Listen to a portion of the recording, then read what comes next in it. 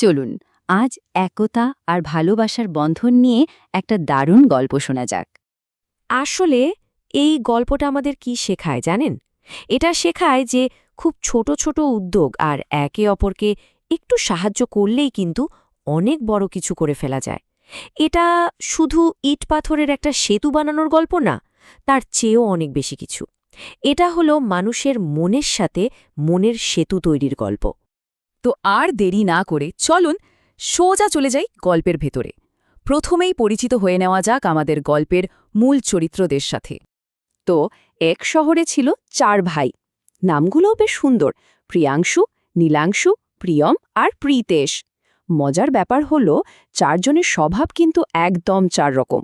যেমন ধরুন, প্রিয়াংশু ছিল সবার বড়, নেতা গোছের, সবাইকে পথ দেখাতো। নীলাংশু ছিল খুব চিন্তাশীল, মানে যাকে বলে থিঙ্কার আর কি, বেশ বুদ্ধিমান। প্রিয়ম ছিল ভীষণ সাহসী আর একটু চঞ্চল প্রকৃতির।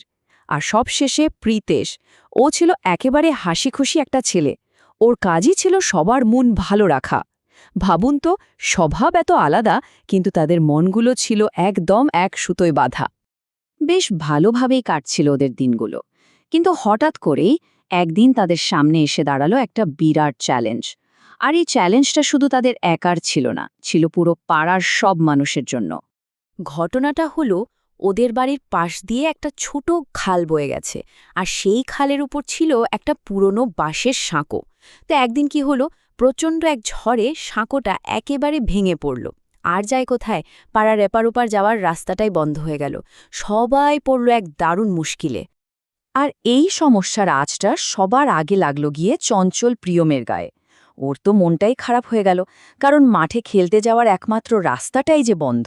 ওর মুখে বলা ওই ছোট্ট কথাটা, এখন আমরা খেলতে মাঠে যাব কিভাবে, আসলে পুরো পাড়ার একটা বড় সমস্যারই প্রতিচ্ছবি ছিল।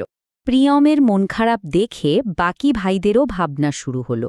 ওরা একে অপরের মুখ চাওয়াচাওয়ি করে ভাবতে লাগলো এখন কি করা যায়। আর ঠিক এই প্রশ্নটা থেকেই কিন্তু গল্পের মোড় ঘুরে গেল। মানে ওরা শুধু সমস্যাটা নিয়ে হা হুতাশ করে বসে থাকল না, বরং সমাধানের পথ খুঁজতে শুরু করল। আর ঠিক এখান থেকেই জন্ম নিল তাদের একতার পরিকল্পনা। 4 ভাই মিলে ঠিক করল, এই সমস্যার সমাধান তারা নিজেরাই করবে, অন্য কারো জন্য অপেক্ষা করবে না। আর ওদের প্ল্যানটাও ছিল কিন্তু দারুণ। প্রত্যেকে নিজের নিজের ক্ষমতা অনুযায়ী কাজ ভাগ করে নিল। যেমন নেতা প্রিয়াংশু চট করে কাগজে সেতুর একটা নকশা এঁকে ফেলল।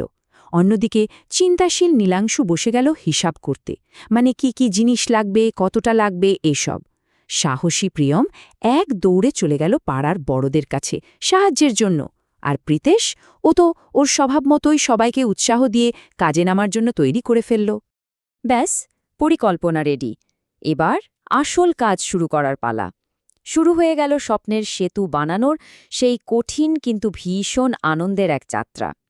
কিন্তু কাজটা যতটা সহজ ভাবা হয়েছিল, ততটা সহজ কিন্তু ছিল না। প্রথম দিনেই বেশ বেগ পেতে হলো ওদের। অনেক কষ্ট হলো, কিন্তু ওদের মনের জোর ছিল প্রচণ্ড। তাই এত কষ্টের পরেও ওরা কিন্তু থামেনি, কাজ চালিয়েই গেছে। আর এই কঠোর পরিশ্রমের ফলও মিলল হাতে নাতে। বৃথা যায়নি ওদের এত খাটুনি। কয়েকদিন পরেই দেখা গেল খালের উপর মাথা উঁচু করে দাঁড়িয়ে আছে একটা নতুন মজবুত সাঁকো। ওদের স্বপ্নটা সত্যি হল।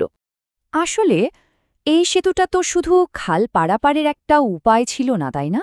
এটা ছিল ওদের একতা, ওদের ভালোবাসার একটা জ্বলজ্জন্ত প্রতীক। এটা ছিল একতার জয়। নতুন সাঁকোটা দেখে সবচেয়ে বেশি কে খুশি হয়েছিল বলুন তো? হ্যাঁ, ঠিক ধরেছেন, প্রিয়ম। ও তো খুশিতে একেবারে চিৎকার করে উঠল, আমরা পেরেছি। ওর এই চিৎকারের মধ্যে ছিল একটা কাজ শেষ করার সেই নিখাদ আনন্দটা। প্রিয়মের কথা শুনেই চিন্তাশীল নীলাংশ খুব সুন্দর করে আসল কারণটা বুঝিয়ে দিল। ও বলল, আমরা পেরেছি কারণ আমরা একসাথে কাজ করেছি। মানে এই সাফল্যের আসল রহস্যটাই ছিল ওদের একতা। এরপরে নেতা প্রিয়াংশু কথাটা আরও সহজ করে দিল। ও বলল, যেটা একজনের জন্য কঠিন সেটাই 4 জনের জন্য সহজ। একদম ঠিক কথা, তাই না? এটাই তো হলো টিমওয়ার্কের আসল শক্তি। আর সবশেষে প্রীতেশ বলল সবচেয়ে দামি কথাটা। ওর কথাটা ছিল একেবারে মনের ভেতর থেকে আসা। ও বলল, এই সেতুটা শুধু খালের ওপর নয়, আমাদের মনেও তৈরি হয়েছে। মানে এই সেতুটা শুধু দুটো মাটির পাড়কে এক করেনি, এক করেছে 4 ভাইয়ের মনকেও। এটা ছিল সত্যিকারের ভালোবাসার সেতু। তাহলে দেখুন, এই ছোট্ট গল্পটা আমাদের কত বড় একটা শিক্ষা দিয়ে গেল। একতাই হলো আসল শক্তি। পরিশ্রম তো করতেই হবে, ওটা সাফল্যের চাবিকাঠি। কিন্তু সবকিছুর পেছনে যদি ভালোবাসা থাকে, তাহলে কোনো বাধাই আর বাধা থাকে না।